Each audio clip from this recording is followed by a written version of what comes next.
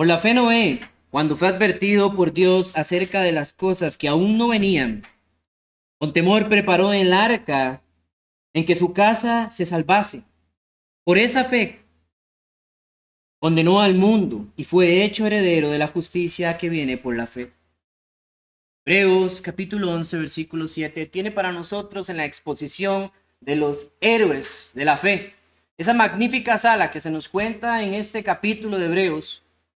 Habla de muchos hombres y entre todos ellos nos habla de uno, distintivo en su tiempo, y vaya qué manera de distinción: Noé.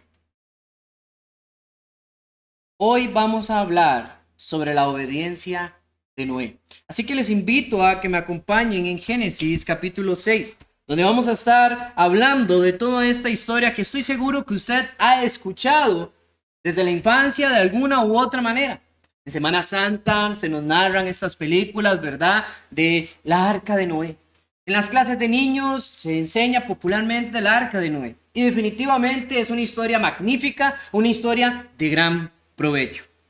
Pero yo quiero que ustedes entiendan de que esta historia es una marca esencial en la evidencia histórica, en la evidencia cultural y muchos otros aspectos, porque la historia de un diluvio mundial, esta es una historia que básicamente se ha hablado, se ha alegorizado, se ha transmitido por más de 270 leyendas de muchas culturas. Entre ellos podemos ver a los chinos, a los griegos, a los maroníes, también a los egipcios, los babilonios. Muchas culturas han registrado el hecho de lo que fue un diluvio mundial. Claro, todos lo narran a su manera. Pero hay algo esencial en todas esas historias, aunque erradas, aunque perdidas del relato original, transmiten y que es importante recordar. Todas cuentan esa historia como una advertencia. Y es exactamente lo que a nosotros hoy nos sirve rescatar y entender. Porque la historia de Noé, del arca que construyó, del diluvio mundial y de cómo sobrevivió él y sus familiares a todo este proceso, es una marca de advertencia que hasta el día de hoy nos dice y nos transmite la esencia de la urgencia que hay en obedecer la palabra de Dios. No es una historia solo linda para contar o para imaginar. Es una historia que nos demuestra que Dios toma decisiones y nosotros debemos de tomar las nuestras también. Él nos ha dado el derecho de hacer esto, pero no nos va a obligar a tomar el camino. La historia de Noé comienza básicamente en el capítulo 6 y trae para nosotros la esencia del disgusto de Dios ante lo que estaba sucediendo en la humanidad. Si usted me acompaña en el versículo 5 hasta el 6, dice: y vio Jehová que la maldad de los hombres era mucha en la tierra, y que todo designio de los pensamientos del corazón de ellos era de continuo solamente el mal. Y se arrepintió Jehová de haber hecho al hombre en la tierra, y le dolió en su corazón. Yo siempre me he preguntado, ¿qué tan mal estaba la humanidad? ¿Qué estaba haciendo la humanidad? Porque no estamos hablando de que fue en otros momentos, como cuando usted ve a Ezequiel que corría con temor a Dios metido en una cueva y dice: solo he quedado yo, y el Señor le revela a él y le dice: no, hay más de 500 que no doblan sus rodillas ante Baal. No estamos hablando en tiempos de la esclavitud, cuando todos aquellos hombres estaban encerrados en Egipto, pero ellos se sostenían aún replicando la palabra del Señor en esperanza de una libertad. No estamos hablando de Sodoma y Gomorra, solamente dos ciudades. Bueno, podemos hablar de 5 cercanas, pero estas 2 principales, destruidas por fuego, donde solo había uno justo. Pero Abraham estaba a un lado y otros hombres genuinos también. Así que Dios solo sacó lo bueno para destruir todo lo malo, para que eso putrefacto no pudiera manchar y destruir más lo que venía. ¿Y por qué? Todo esto me recuerda, Nínive, otras ciudades, me recuerdan el hecho y el acontecimiento de que en este tiempo, aproximadamente casi 2000 años, 1576, es a grosso modo lo que se supone que pudiera haber tenido esta tierra desde Adán a este momento. Es solo una posibilidad, pero es bastante tiempo para que aquellas personas hubieran avanzado tecnológica, cultural, para poder ir hacia adelante, avanzar, porque Dios nos dio inteligencia, claro que sí. Cuando usted ve la descendencia de Caín, usted comienza a ver cómo el hombre comienza a utilizar el metal, comienza a construir casas, comienza a hacer instrumentos, comienza a hacer un montón de cosas. No solo por necesidad, sino también por deleite del ser humano.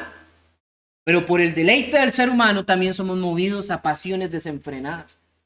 Y definitivamente el ser humano aquí estaba perdido. Y cuando no podemos observar la gravedad de esto, nosotros tenemos que entender que la humanidad entera había desobedecido a Dios. En el jardín del Edén solo se dio un mandato: no tomarás del fruto de la vid. Y eso hizo que en el mundo entrara el pecado, y el pecado se desarrolló y se fue llevando.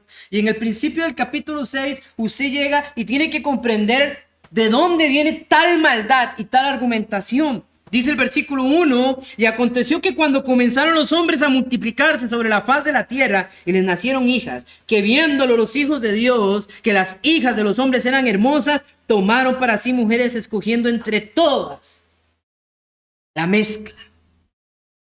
Siempre hay un grupo malo y un grupo bueno. Y a veces es definitivamente más grande el grupo malo que el bueno. Porque hacer el mal es más sencillo que hacer el bien.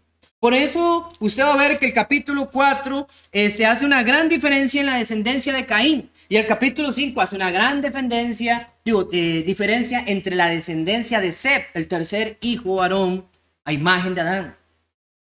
Entonces Dios coloca dos grupos. Una que parece que viene pervertida, que vemos que va pecando y errando más. Y otra que parece que viene proliferando la palabra de Dios. Y es interesante porque el capítulo 6 nos dice, bueno, hasta aquí la cosa comenzó a tomar otro rumbo. Sino que comenzaron, ¿qué? A mezclarse. Hermanos, la palabra del Señor nos advierte muchas veces y continuamente el problema y la dificultad que hay en la mezcla de lo mundano con lo espiritual. Y no es que lo espiritual tenga un problema y no pueda soportar lo mundano. El problema es que somos seres humanos y estamos más hacia el atractivo del pecado que del espíritu. Bien lo dijo el Señor. Orad y velad, porque ciertamente el espíritu lo desea, quiere, lo anhela, mas la carne es. Y es ahí donde viene este principio. Por lo cual, personajes importantes como Pablo nos lo recuerdan: no erréis, las malas conversaciones corrompen las buenas costumbres. 1 Corintios capítulo 15, 33. También Pablo alegoriza y dice aún más: no os unáis a yugo desigual con los incrédulos, porque porque qué compañerismo tiene la justicia con la injusticia, y qué comunión la luz con las tinieblas. 1 Corintios 6, 14. Hay ya una gran advertencia de casarse, de juntarse, de mezclarse. Número uno, con gente que no cree igual, con gente que no piensa igual y con gente que no tiene la misma convicción de vida. Y es algo que hoy en día los jóvenes o aquellas personas que están próximas a casarse deben de demarcar muy claro en su vida, porque el matrimonio es una gran etapa. Aún más, tener amistades, hermanos. Aquello que nosotros a veces decimos: es mi amigo, es mi amiga, mi mejor amigo, mi mejor amiga. Cuidado, no a cualquiera se le puede llamar así. Es lastimoso, hermanos, porque nuestros mejores amigos deberían de estar en la iglesia. Y a veces es triste cuando usted viene a la iglesia y no encuentra ni un hombro donde usted pueda llorar. Tiene que ir a buscar afuera. ¿Sabe qué pasa? Algo está sucediendo mal. O nuestra confianza, nuestra hermandad está por el suelo, o nuestra hermandad simple y sencillamente ha perdido el afecto natural. Y eso es preocupante, porque nosotros como seres humanos entregados a Dios debemos de tener un afecto aún más grande que el de este mundo, de esta sociedad, la cual va en contra de todos los preceptos de Dios. Y no se queda ahí, hermanos, porque yo recuerdo lo que dijo Santiago: oh almas adúlteras, ¿no sabéis que la amistad con el mundo es enemistad contra Dios? Cualquiera pues que quiera ser amigo del mundo se constituye enemigo de Dios. Y eso no se trata de que usted no pueda estar en el mundo o que no podamos andar por ahí. Somos del mundo y Jesús se lo está diciendo al Padre. Padre, te pido por ellos. No te pido que los saque del mundo porque son del mundo. ¿Cómo saldremos de este planeta? Es imposible. Dios nos construyó de una forma en la que no podemos salir. No tenemos alas y no podemos respirar fuera de esta atmósfera. Estamos en este mundo. Pero cuando habla el hecho espiritual, usted puede estar en cualquier lado, pero no ser exactamente eso. Eso me recuerda a mí los gitanos. Los gitanos vagan por el mundo entero y van a cualquier lado. Y usted los ve, pero son una comunidad férrea a sus tradiciones, a sus convicciones. Y no importa si incluso eso los lleva a desafiar los gobiernos, ellos se rigen a su cultura. Pero el cristianismo a veces estamos dando el brazo a torcer. A veces más nos importa lo que dice la ley que lo que diga la palabra de Dios. A veces más nos importa lo que la sociedad nos diga que lo que dice la palabra de Dios. A veces nos importa más lo que las redes sociales, lo que un movimiento, un impacto por ahí nos va arrojando a deslizarnos antes que la palabra de Dios. Deberíamos, hermanos, vigilar con atención. La mezcla nunca ha sido algo bueno. Debemos de ser puros espiritualmente y buscar asociarnos, relacionarnos espiritualmente. Esto trajo la tragedia a este mundo de primera instancia.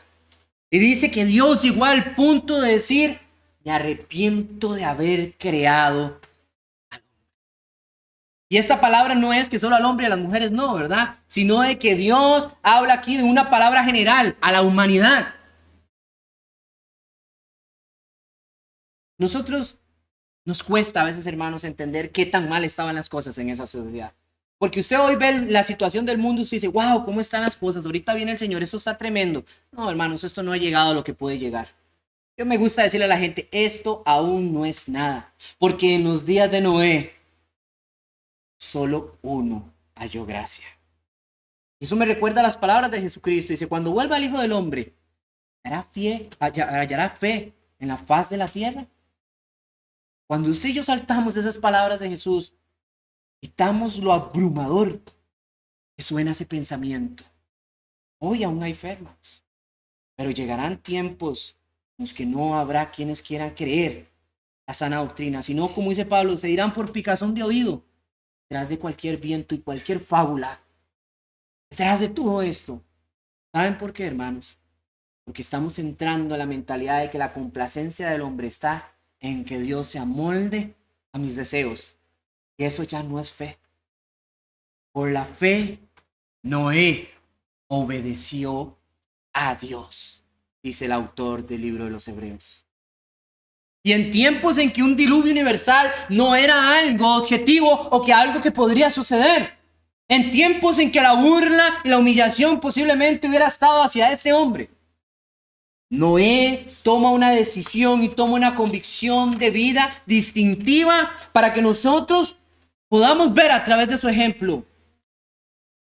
Solo un hombre estaba dispuesto a hacer la diferencia. Y si es necesario, Dios puede trabajar solo con una persona. No habla de la familia de Noé, solo habla de Noé. Acompáñeme ahí mismo en Génesis capítulo 6 y vea lo que dice el versículo 7. Vamos a llegar hasta el 8. Y dijo Jehová, raeré sobre la faz de la tierra a los hombres que he creado, desde el hombre hasta la bestia y hasta el reptil y a las aves del cielo, pues me arrepiento de haberlos hecho. Dios estaba realmente molesto. Pero Noé halló gracia ante los ojos de Jehová. Ay, hermanos, hermanas, amigos, hallar gracia. Es tan cómico de cierta manera pensar cómo es que uno puede hallar gracia. A veces usted va a un trabajo y trabaja y lucha y le da y da fuertemente, pero el concepto que tiene su jefe de usted es un número más. No hay nada. Me recuerda a José, cómo él llega y se vuelve el administrador de la casa de Potifar y lo hace tan bien que Potifar pone más y más responsabilidades al punto que ya Potifar no se preocupaba de nada más que lo que se metía a la boca. ¿Por qué? Porque él halló gracia delante de su jefe. Y hoy usted y yo vamos y damos y luchamos y esforzamos por hallar gracia. Pero qué bonito es cuando usted llega y escucha a alguna persona que se acerca a uno y le dice, mira, puedo hacerte una pregunta. Es que yo veo que usted es una persona muy espiritual, es que yo veo que usted está muy cerca de Dios y eso cambia. Uno dice, bueno, entonces lo que hago alguien lo está viendo, lo está observando. Es interesante, hermanos, porque la Biblia nos relata muchos hombres y mujeres interesantes de valor, de fuerza, de fe y de convicción, pero pocos son mencionados como personajes en los que Dios alardearía de ellos. Noé y Job son contemporáneos de su tiempo. ¿Sabían ustedes eso? Posiblemente Job mucho antes que Noé o un tiempo después. Pero posiblemente por ahí podría andar. Y cuando yo veo estos dos relatos y comparo lo que Dios dice de ellos, porque la Biblia nos arroja la información, los datos que realmente necesitamos para entender la esencia de lo que se nos transmite. Pero Noé halló gracia. Un don inmerecido al que usted, yo, hoy recibimos a través de Cristo Jesús. Y cuando veo esto y la gente piensa que Noé era el hombre más maravilloso del mundo, yo les digo, no se engañen. Noé no era el hombre más maravilloso del mundo, pero él era el menos malo de todos. Noé posiblemente tenía errores. Vaya, usted ve la historia y usted avanza un poquito y usted va ya a Génesis, ¿verdad? Entre el capítulo 9, el versículo 18 en adelante, no vamos a ir ahí, pero vemos que Noé se embriaga y tiene una situación compleja por un grave error. Noé no era perfecto, hermanos. Pero de todo lo que había, era el único hombre que había decidido vivir su vida de la manera más sana en su tiempo. ¿Qué ley había en el tiempo de Noé? No existía la ley mosaica, no existía la ley de Cristo, solamente la ley natural que Dios había implementado en el corazón, las marcas de la esencia de cosas que nosotros tenemos que entender. Número, hombre y mujer, esposos. Número 2, no desobedecer las normas puestas por Dios. No, matar, ya se había entendido por Caín y Abel. Y ya era una regla que había que retribución negativa para aquel que la desafiara. Y vemos cómo la descendencia de Caín, la descendencia de Caín, va desafiando todo esto. Pero parece que Noé no. Y había enseñado esto a sus hijos. ¿Por qué? Porque cuando usted se da cuenta, vemos que Noé dice que tenía 3 hijos. Y ellos, su esposa, no sus esposas. El mundo siempre ha estado dispuesto a corromperse porque el pecado entró en él. Pero somos nosotros los hombres los encargados de allanar el camino, de buscar la ruta correcta, las sendas de verdad. No era el único hombre deseoso con ese amor. ¿Y por qué sé yo eso? Porque en el capítulo 5, el versículo 31, su propio padre, versículo, ya les voy a decir, Lamed, su propio padre, versículo 28, nos dice claramente lo que opinaba y pensaba desde que lo vio crecer a Noé. Dice capítulo 5, versículo 28, y vivió Lamed 182 años y engendró un hijo, y lo llamó su nombre Noé, diciendo, este nos aliviará de nuestras obras y del trabajo de nuestras manos a causa de la tierra que Jehová maldijo. ¿Qué vio Lamec en su hijo Noé? Yo no sé si apenas nació Noé, Lamec le puso el nombre o le tenía otro y se lo cambió. Sin embargo, vemos que la facultad de ponerle un nombre con características de lo que su padre pensaba demuestra que desde que aún era pequeño, Noé demostraba un fervor hacia el bien y no hacia el mal. ¿Y cómo sabemos que hay una distinción clara ya del bien y el mal aún en este tiempo?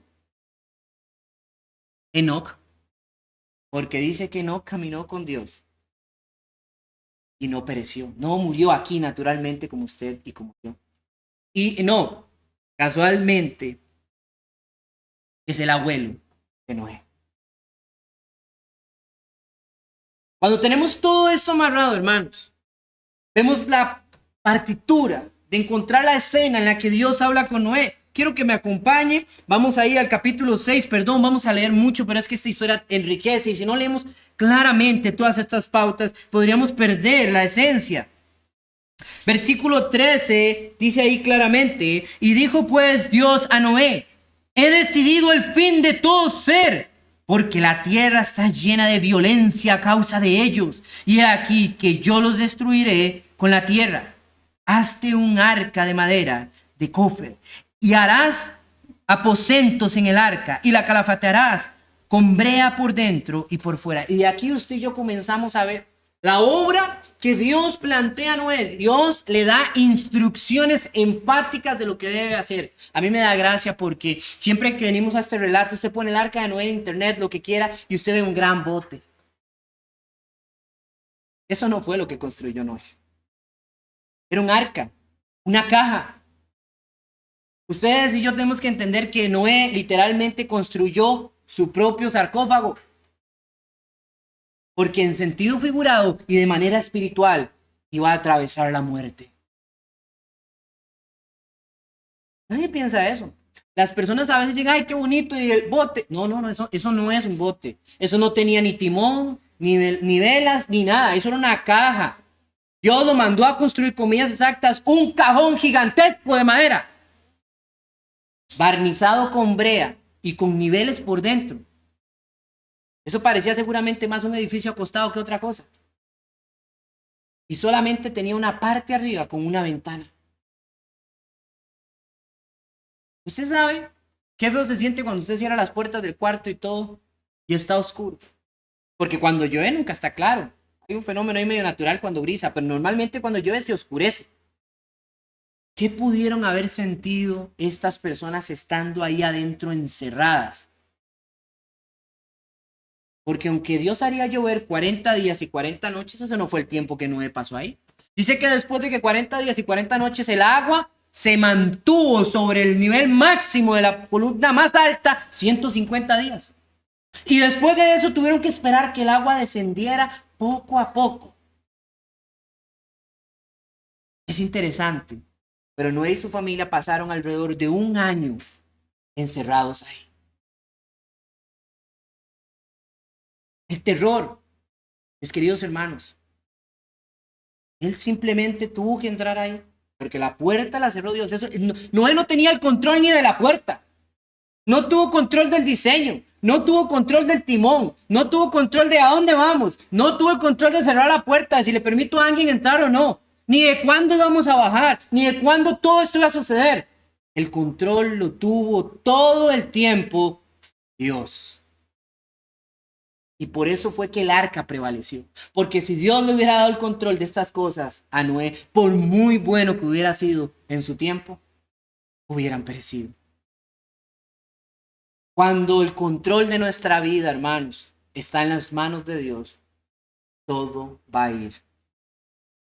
Aunque parezca terrorífico, aunque parezca tenebroso, aunque nosotros no miremos la salida y queramos desesperar de la ansiedad, no hay nada más feo que poner a una persona en un lugar encerrado, se desespera, quiere salir. Por eso las personas, cuando dejan de trabajar durante tanto tiempo y van pensionados a su casa y tienen que estar en esas cuatro paredes, tienen que buscar hacer algo, jardinería, ponerse a practicar algún deporte, algún asunto.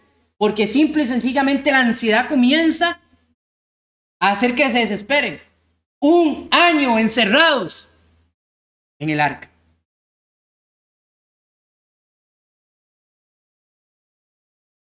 Y con los animales ahí, ¿cómo olía eso? Apestaba. ¿Dónde iban a echar sus necesidades? Salían afuera para tirarlas con un balde, ¿no? Nadie pone a reflexionar todas las contrariedades que tuvo el hecho de estar ahí metidos un año. Y eso es bastante fuerte, hermanos. Es bastante precipitado también, de cierta manera. Génesis capítulo 8. versículo 20 nos dice finalmente, después de que Noé se baja de esta arca, después de un año.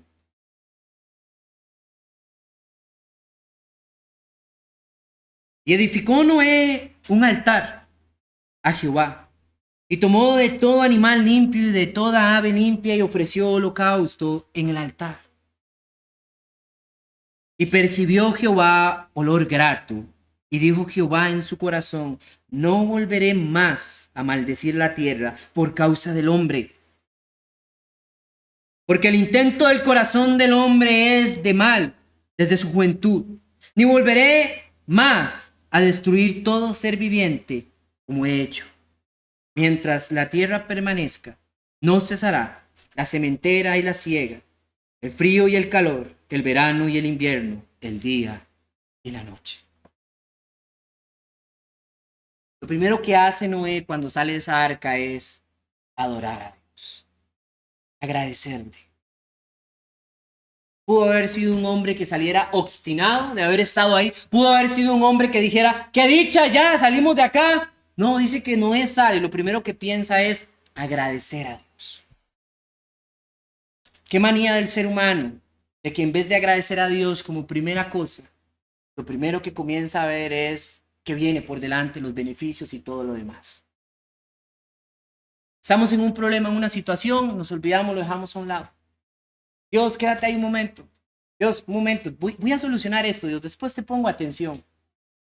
No dejamos que Él maneje nuestra vida, queremos tener la voluntad de todo.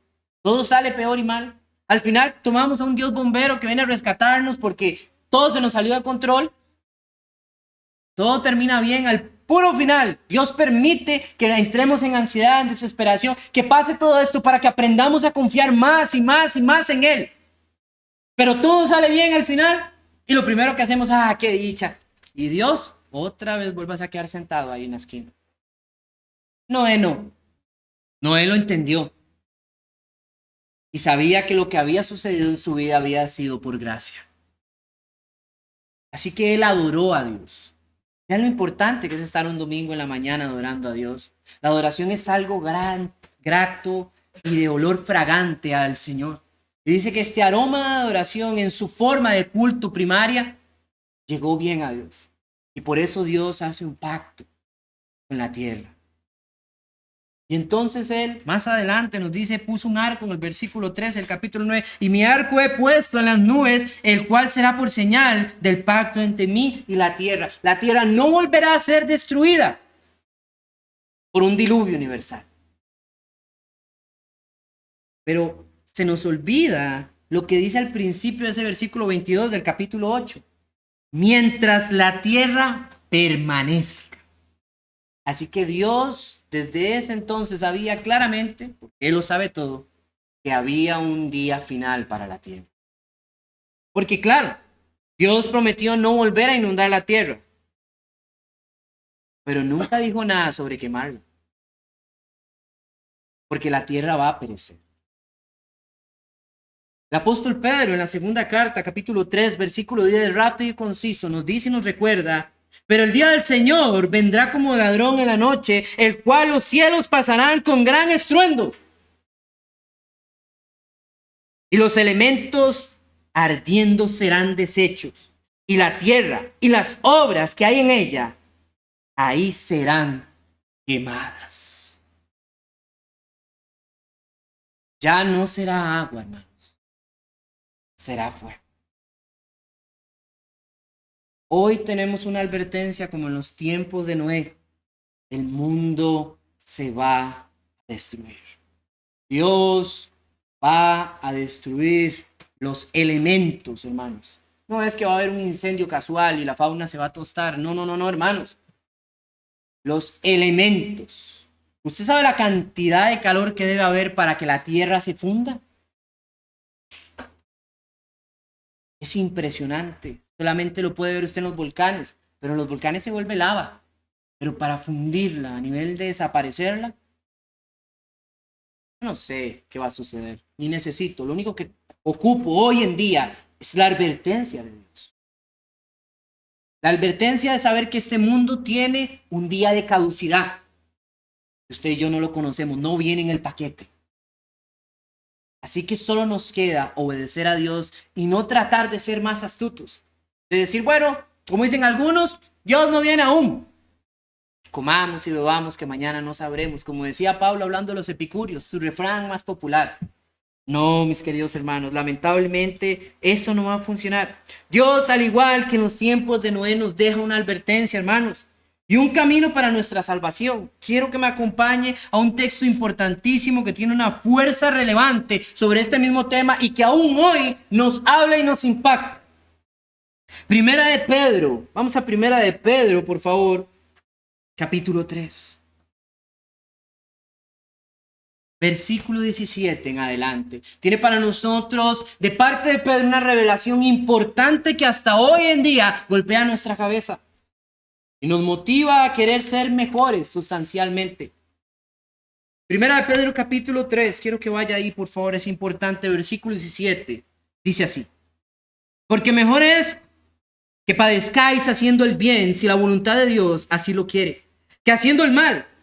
Porque también Cristo padeció una vez por los pecados, el justo por los injustos, para llevarnos a Dios, siendo a la verdad muerto en la carne, pero vivificado en el Espíritu, en el cual también fue y predicó a los espíritus encarcelados, los que en otro tiempo desobedecieron cuando una vez esperaban la paciencia de Dios en los días de Noé, mientras se preparaba el arca, en la cual pocas personas, es decir, 8, fueron salvadas por agua.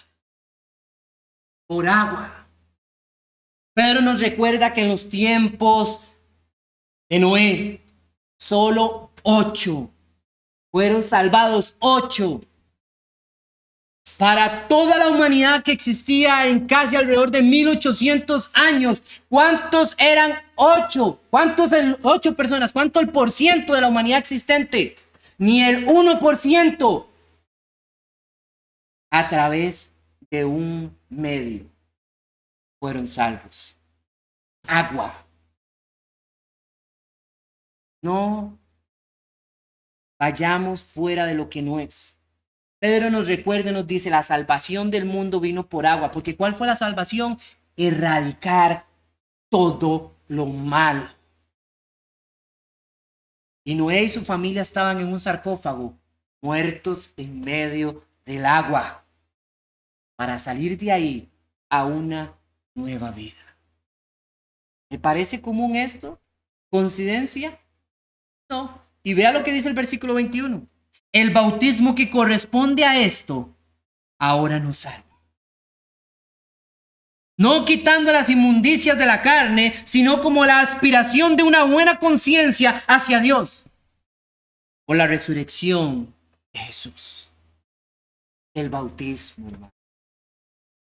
¿Cómo es posible que no podamos entender que desde los tiempos de Noé Dios ha predicado con agua al mundo para lavar, limpiar lo malo de los pecados? Y es la forma en la que Dios nos manda y nos solicita a que cumplamos lo que en Cristo Jesús se nos ha dado para la salvación. El bautismo no es un paso. El bautismo es el medio. Es el medio que en Cristo Jesús Dios dejó para el perdón de los pecados. Y eso también es para nosotros. Si hay alguien acá que no se ha bautizado, yo quiero decirle a usted, vea la importancia del bautismo. Hay infinidad de cantidad de formas que usted va a encontrar el bautismo en toda la palabra del Señor. Encuentra el bautismo allá en Noé con el mundo en un diluvio universal. Encuentra el bautismo del pueblo de Israel saliendo de Egipto cuando se abren las aguas. Dice Pablo allá en 1 Corintios 10, y en esto fueron bautizados y en una nube también fueron bautizados. Vemos a hombres de afuera del extranjero que se les solicitó a Naamán tomar la obediencia en el agua, y pronto hablaremos de eso, también siendo bautizado. Vemos a Elías partiendo un río para pasar, siendo bautizado. Vemos que llega Juan el Bautista y lo primero que predica es del arrepentimiento y del bautismo. Y viene Jesús y aún él es bautizado. Y como Cristo siendo bautizado, podríamos decir hoy nosotros, eso no es importante. Porque eso dijeron en el tiempo de Noé. ¿Saben? ¿Cuánto tiempo duró Noé haciendo esa arca? No fueron 4 días, hermanos, ni 7. Fue un buen largo tiempo. Noé tenía 600 años. No era tan rápido, tan veloz. Y aunque hubiera puesto a sus 3 hijos a ayudarle en la obra, 4 individuos, aún más ponga a las esposas de todos ellos, 8 individuos, esa obra no se hubiera hecho tan fácil. Dio tiempo. La predicación de Cristo, como dice la palabra acá, según lo que dice Pedro, fue a través de esa arca. En aquel tiempo Cristo les predicó en la figura de Noé, construyendo día a día esa arca. ¿Ustedes no creen que mucha gente le preguntó a Noé, ¿qué estás haciendo, Noé? Y Noé les dijo, construye un arca porque el Dios me ha mandado a hacer esto a causa de que viene un diluvio y vamos a perecer. Y la gente burlándose, Noé. La gente no le hacía caso. ¿Cómo sé esto? Porque no entró nadie más. Dios le dijo, entra. Y Dios nunca dijo, no va a entrar nadie más. Dios dijo, Noé, entra. ¿Por qué? Porque voy a cerrar la puerta. Y la puerta se cerró. Y el día cesará, hermanos. Cristo ya ha venido, nuestro medio de redención ya ha sido sacrificado una única vez y exclusiva por el perdón de los pecados para los que lo precedían y para aquellos que vendrían al futuro. Y es una buena noticia para nosotros. Pero la obediencia. Noé obedeció a Dios, construyó el arca y entró en ella. Hoy Cristo nos demanda obediencia, seguirle, arrepentirnos de nuestros pecados, bautizarnos y vivir una nueva vida. No hay mejor camino para la humanidad que seguir esta senda, la senda única y exclusiva de salvación. Las referencias de Noé son tan abrumadoras, hermanos, en el Nuevo Testamento. Quiero terminar esto hablando sobre Mateo capítulo 24, versículo del 36 al 39. Porque el día de salvación es hoy. No hay otro día más que hoy para la salvación del hombre. Dice Mateo capítulo 24, versículo del 36 al 39. Pero el día y la hora nadie lo sabe.